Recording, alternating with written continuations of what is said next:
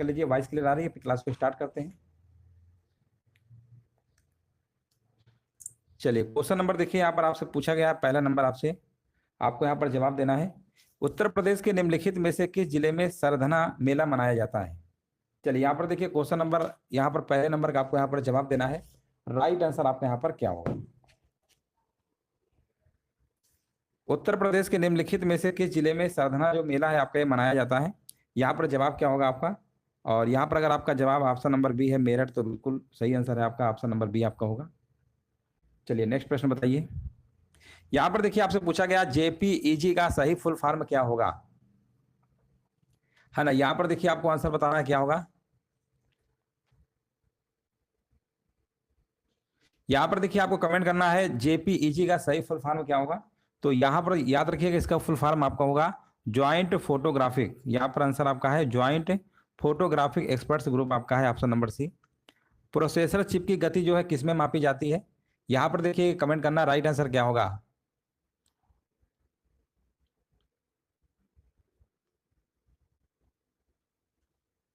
यहाँ पर देखिए आपको जवाब देना है, राइट आंसर आपका क्या होगा। प्रोसेसर चिप की जो गति है किसमें मापी जाती है, यहाँ पर कमेंट करिए सभी लोग। यहाँ पे राइट आंसर आपका क्या होगा?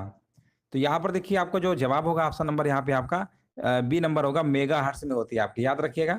ऑप्शन नंबर यहाँ पे बी आपका होगा, मेगा हर्ट्ज। देखिए मेगा बीट पर सेकंड जो एमबीपीएस लिखा हुआ है, इसमें आपने देखा होगा इंटरनेट की स्पीड वगैरह मेजर करते हैं, है ना? प्रोसेसर जो चिप होती है इसकी जो गति होती है, याद रखिएगा, ये मेगा हर्ट्ज गीगा हर्ट्ज की तरह से चलते हैं, हर्ट्ज से मेगा हर्ट्ज ये आपके हैं, ठीक है ना? तो इसलिए आंसर आपका यहाँ पर बिल्कुल करेक्ट आंसर आपका यहाँ पर होगा। 16 बिट्स का एक संयोजन को क्या कहा जाता है? यहाँ पर देखिए कमेंट करना, 16 बिट्स के एक संयोजन को क्या कहा जाता है? यहाँ पे राइट आंसर बताइए क्या होगा। यहाँ पर देखिए 4 नंबर का जवाब बताया जा रहा है शब्द, ऑप्शन नंबर आपका ए नंबर बिल्कुल करेक्ट आंसर आपका यहाँ पर होगा। अगला प्रश्न बताइए, भारत के चुनाव आयोग का जो गठन है किस वर्ष हुआ था? भारत के चुनाव आयोग का जो गठन है किस वर्ष हुआ था? आपको यहाँ पर कमेंट करना है राइट आंसर क्या होगा 5 नंबर में। तो 5 नंबर में जवाब यहाँ पे आपका होगा 1950 में हुआ था, विकल्प नंबर जाएगा सी नंबर के साथ।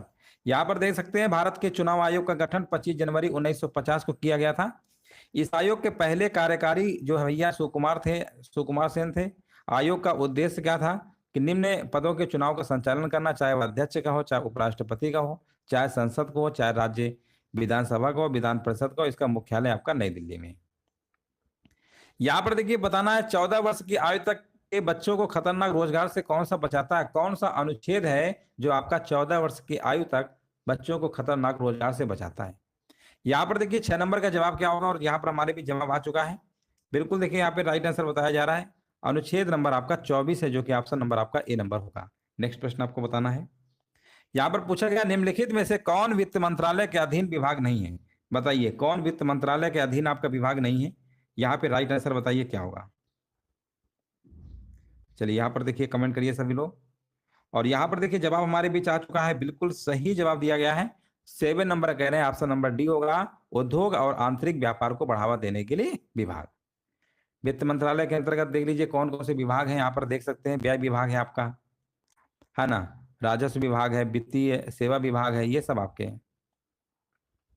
भारत के संविधान में आपातकालीन प्रावधानों को शामिल करने का जो विचार है ना, ये कौन से संविधान से लिया गया, कहां से लिया गया है? यहाँ पर आपको कमेंट करना, राइट आंसर आपका क्या होगा। चलिए यहाँ पर देखिए आपको जवाब देना है, राइट आंसर आपका यहाँ पर क्या होगा। और यहाँ पर देखिए हमारे भी जवाब आ चुका है 8 नंबर का।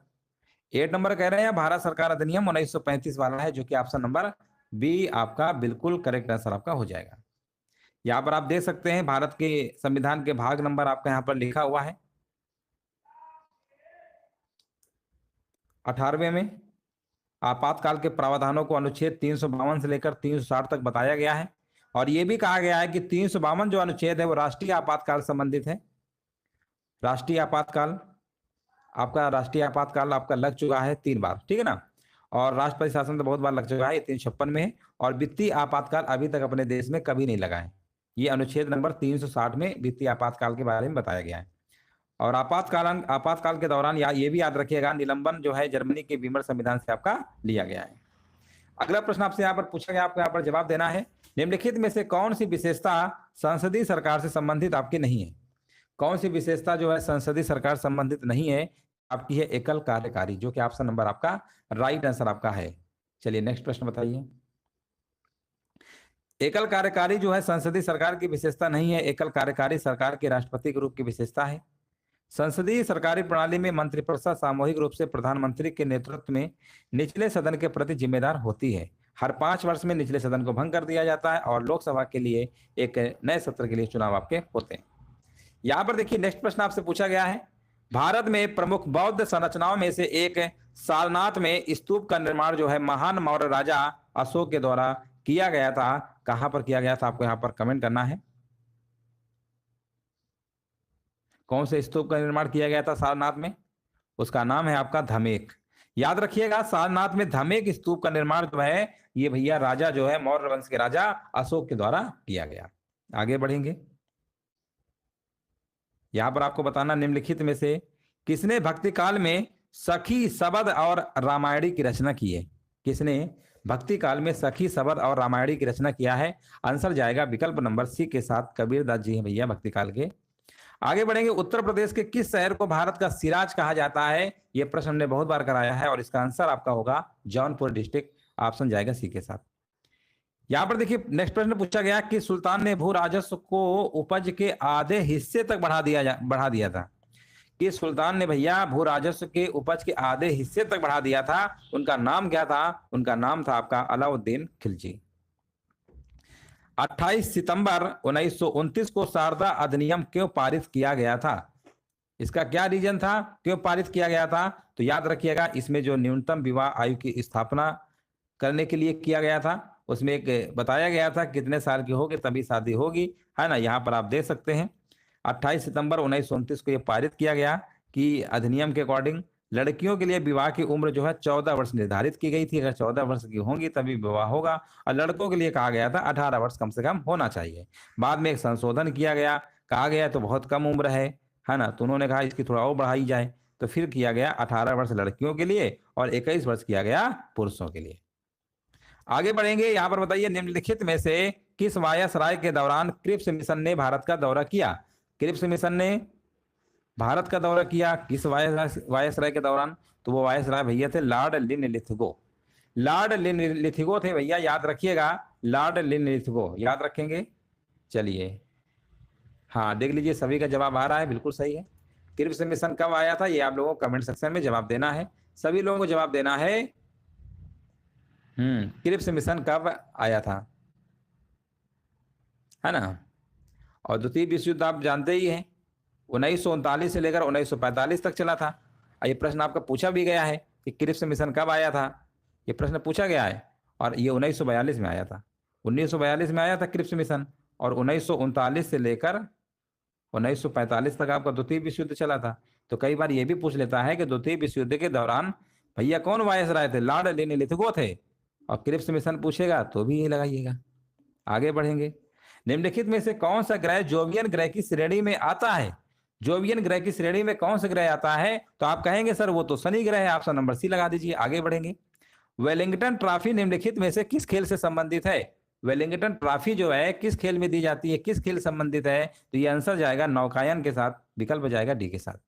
बेरिंग जल संधि किसको जोड़ती है ना? बेरिंग जल संधि है, ये भी हमने कई बार कराया है, और ये जोड़ती है आर्कटिक महासागर और आपका प्रशांत महासागर, विकल्प जाएगा डी नंबर के साथ। यहां पर देखिए नेक्स्ट प्रश्न आपसे पूछा गया, निम्नलिखित में से कौन सी नदी अरब सागर में नहीं गिरती है? बताइए कौन सा आंसर यहाँ पे सही होगा, विकल्प बताइए सभी लोग। इनमें से कौन सी नदी अरब सागर में नहीं गिरती है? कौन सी नहीं गिरती है? तो आप कहेंगे सर तुंगभद्रा नदी है जो अरब सागर में नहीं गिरती है, विकल्प जाएगा ए नंबर के साथ। जिनका भी ए नंबर आ रहा है ना, बिल्कुल करेक्ट आंसर आपका है। और यहां पर बताइए, भारत का कुल क्षेत्रफल दुनिया के कुल भौगोलिक क्षेत्रफल का लगभग कितने % है? अगर हम परसेंटेज की बात करेंगे भारत का कुल क्षेत्रफल दुनिया के अगर भौगोलिक क्षेत्र से, तो यहां पर आंसर जाएगा विकल्प नंबर बी के साथ 2.4%, बिल्कुल सही आंसर आपका है।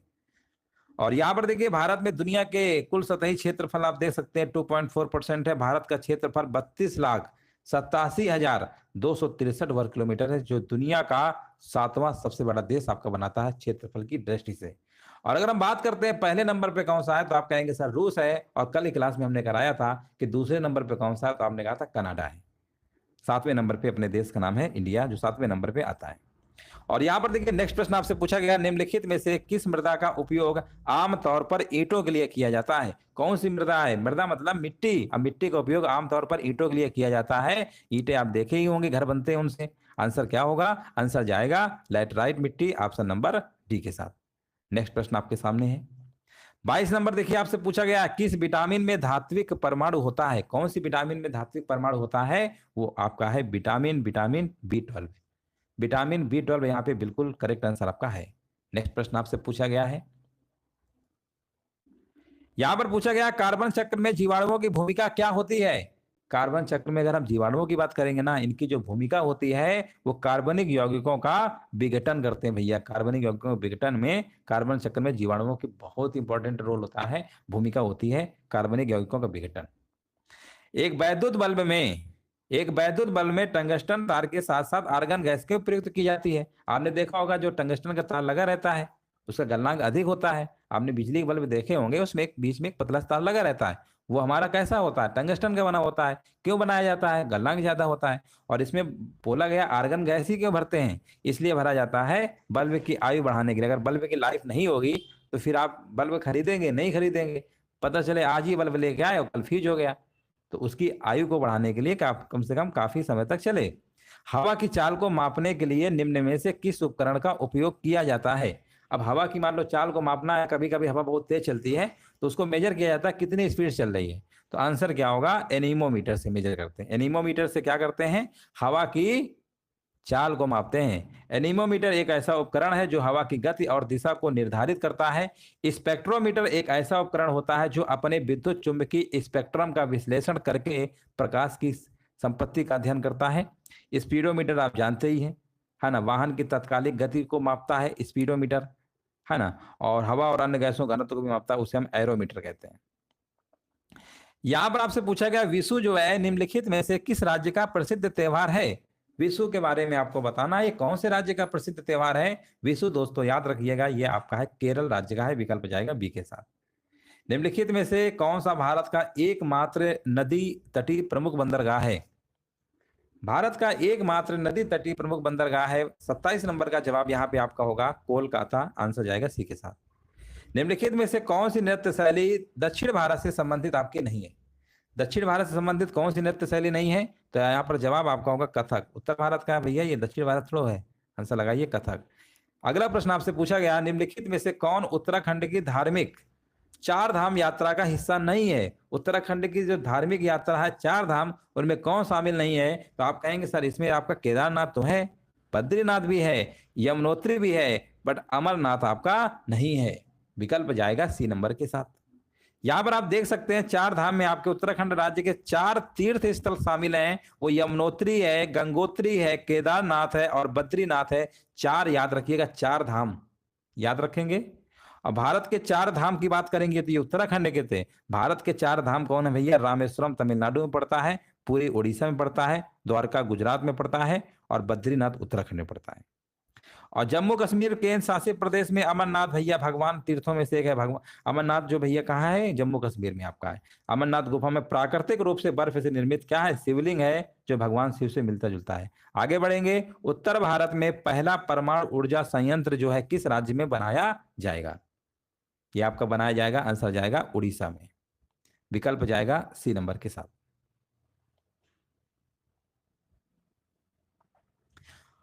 और यहां पर देखिए नेक्स्ट प्रश्न आपसे पूछा गया कोपेनहेगन निम्नलिखित में से किस देश की राजधानी है? कोपेनहेगन की अगर हम बात करेंगे कौन सी देश की है? उस देश का नाम है डेनमार्क।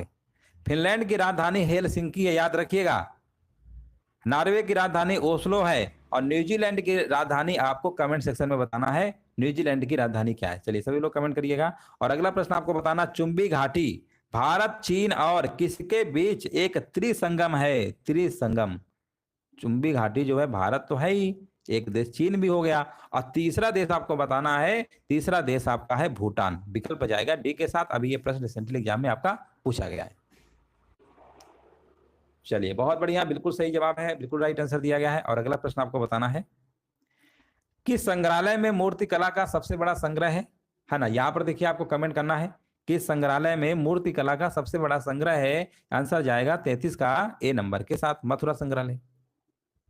और अगला प्रश्न आपसे पूछा गया है, राष्ट्रीय पुलिस स्मारक किस शहर में स्थित है। राष्ट्रीय पुलिस स्मारक किस शहर में स्थित है। आंसर होगा भारत की राजधानी नई दिल्ली। नेक्स्ट प्रश्न आपको बताना है, Bipin the man behind the uniform ये नामक एक नई पुस्तक है, इसके लेखक कौन है। Bipin the man behind the uniform 35 का आंसर जाएगा रचना बिष्ट रावत। और नेक्स्ट प्रश्न आपसे पूछा गया है, संविधान सभा के संदर्भ में आपको बताना है इनमें से कौन सा कथन आपका सही है। संविधान सभा के बारे में आपको बताना है। अब यहां पर आपसे पूछा गया है, जनवरी 1950 में संविधान सभा ने राष्ट्रगान को अपनाया। राष्ट्रगान को अपनाया तो राष्ट्रगान को अपनाया गया था 24 जनवरी 1950। ये बात तो बिल्कुल सही है। 24 जनवरी 1950 को क्या हुआ था, राष्ट्रगान आपका अपनाया गया था। ये बात तो बिल्कुल सही है। अब ये कह रहे हैं राष्ट्रीय गीत को क्या 1948 में अपनाया गया था। राष्ट्रीय गीत आपका है वंदे मातरम और इसको अपनाया गया था 24 जनवरी 1950 को, है ना। 24 जनवरी 1950 को ये भी अपनाया गया था, है ना। ये भी अपनाया गया था 1950, ये भी था। राष्ट्रीय ध्वज की बात करेंगे, ये आपका है 22 जुलाई 1947 है। ये आपका 1947 होना चाहिए था, ये गलत है आपका। और यहाँ पर राष्ट्रमंडल की भारत की सदस्य की जो पुष्टि की गई थी ना, वो आपकी 1949 में की गई थी, 1949 में की गई थी। इसलिए ये तीनों ऑप्शन आपके गलत हो जाएंगे, केवल पहला ही ऑप्शन सही है। यहाँ पर आप देख भी सकते हैं, सब आपके यहाँ पे पूरा लिखा हुआ है। चलेंगे आगे बढ़ेंगे, अगला प्रश्न चलते हैं। अगला प्रश्न देखिए आ गया है, विश्व हाथी दिवस कब मनाया जाता है, बताइए। विश्व हाथी दिवस कब मनाया जाता है। ये मनाया जाता है 12 अगस्त को मनाया जाता है।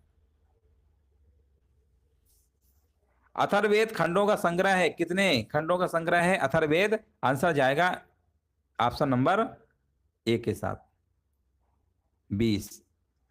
अंतरराष्ट्रीय मुद्रा कोष, बताइए IMF का मुख्यालय कहां पर स्थित है ना। यहां पर देखिए आपको बताना है राइट आंसर क्या होगा। IMF का मुख्यालय कहां पर स्थित है, याद रखिएगा वाशिंगटन DC। विकल्प जाएगा डी नंबर के साथ। उत्तर प्रदेश निम्नलिखित में से कौन सा जिला माचिस उद्योग के लिए प्रसिद्ध है। माचिस उद्योग के लिए जो प्रसिद्ध है उस जिले का नाम है आपका कौन सा है, बरेली है क्या। देख लीजिए बरेली किसका किसका आ रहा है, बरेली है, बिल्कुल सही है। आगे बढ़ेंगे, 2011 की जनगणना के अकॉर्डिंग आपको बताना है भारत में देश की कुल बाल जनसंख्या में ग्रामीण बाल जनसंख्या का परसेंटेज कितना है। कितना है याद रखिएगा 74.05% है, ऑप्शन नंबर बी होगा। उत्तर प्रदेश के किस शहर को ग्रास ऑन द ईस्ट, कई बार हमने बताया है, ग्रास ऑन द ईस्ट के नाम से जाना जाता है। इतना हम आपको जरूर हिंट दे सकते हैं, वो आपका इत्र नगरी के नाम से भी है शहर, और इत्र नगरी के नाम से और ग्रास ऑन द ईस्ट दोनों एक ही है। आंसर आएगा कन्नौज। कन्नौज का युद्ध कब हुआ था, ये आपको कमेंट सेक्शन में बताना है, और किसके किसके बीच हुआ था। कन्नौज का युद्ध बहुत फेमस है। उत्तर प्रदेश के कितने जिले जो है नेपाल की सीमा से लगते हैं। उत्तर प्रदेश के कितने जिले हैं जो नेपाल की सीमा से लगते हैं, आपके हैं 7 जिले हैं जो नेपाल से लगते हैं। कौन कौन से हैं, पीलीभीत, लखीमपुर खीरी, बहराइच, श्रावस्ती, बलरामपुर, सिद्धार्थनगर, महाराजगंज। ठीक है, याद रखेंगे। आगे बढ़िए, यहां पर देखिए पूछा गया निम्नलिखित में से कौन सी उत्तर प्रदेश राज्य की एक प्राकृतिक झील है। उत्तर प्रदेश राज्य की प्राकृतिक झील की जब हम बात करते हैं तो वो झील का नाम है चितौरा झील। कौन सी भैया झील है, चितौरा झील है, याद रखिएगा चितौरा झील, है ना। चितौरा झील बिल्कुल सही आंसर है।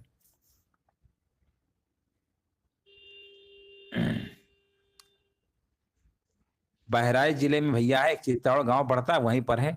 बहराइच जिला है ना, बहराइच, बहराइच में गांव पड़ता है चित्तौड़, वहीं पर है भैया चितौरा झील। आगे बढ़ेंगे, ये प्रश्न हमने बहुत बार कराया है। Poverty and un-British rule in India, इस पुस्तक के लेखक कौन है। दादा भाई नौरोजी, ग्रैंड ओल्ड मैन भी कहते हैं, द ग्रैंड ओल्ड मैन के नाम जानते हैं, दादा भाई नौरोजी यहाँ पे होगा। आगे बढ़ेंगे, द्वारम वेंकट स्वामी नायडू ने निम्नलिखित में से कौन सा संगीत वाद्य यंत्र बजाया। कौन सा मतलब बजाया, आंसर आपका होगा वायलिन भैया बजाते हैं। द्वारम वेंकट स्वामी नायडू जो है ना, इन्होंने वायलिन बजाया था। उत्तर प्रदेश के निम्नलिखित में से किस जिले में वनों के अंतर्गत सबसे बड़ा क्षेत्र है? वनों के अंतर्गत सबसे बड़ा क्षेत्र आपका है सोनभद्र, आपका है सोनभद्र। नेताजी सुभाष राष्ट्रीय खेल संस्थान कहां पर स्थित है?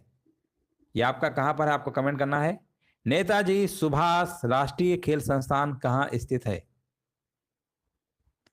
यहां पर हमारे भी जवाब आ चुका है, बिल्कुल राइट आंसर बताया जा रहा है, बिल्कुल सही जवाब है पटियाला कह रहे हैं। देख लीजिए पटियाला किसका किसका आ रहा है, पटियाला, है ना, बिल्कुल सही आंसर आपका है पटियाला। यहाँ पर बिल्कुल बिल्कुल सही आंसर आपका हो जाएगा। सभी का आ रहा है पटियाला, कई बार पूछा गया है ये।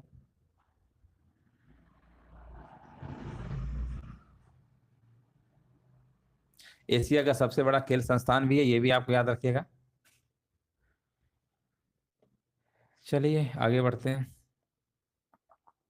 भारत में किस दिन राष्ट्रीय किसान दिवस मनाया जाता है? राष्ट्रीय किसान दिवस आपका मनाया जाता है, चौधरी चरण सिंह का जन्म दिवस है ना, 23 दिसंबर को। ऑप्शन नंबर जाएगा डी के साथ। नेक्स्ट प्रश्न बताइए, अनटचेबल, अनटचेबल किताब किसने लिखी थी? है ना, ये पुस्तक किसने लिखी थी, उनका आपको नाम बताना है, और उनका नाम है मुल्क राज आनंद। मुल्क राज आनंद यहाँ पे बिल्कुल करेक्ट आंसर आपका हो जाएगा। तो इस तरीके से जो यह टॉप 50 प्रश्न थे आपके कंप्लीट हो चुके हैं। उम्मीद है सेशन अच्छा लगा होगा। वीडियो को सभी लोग लाइक कर दीजिएगा, शेयर कर दीजिएगा।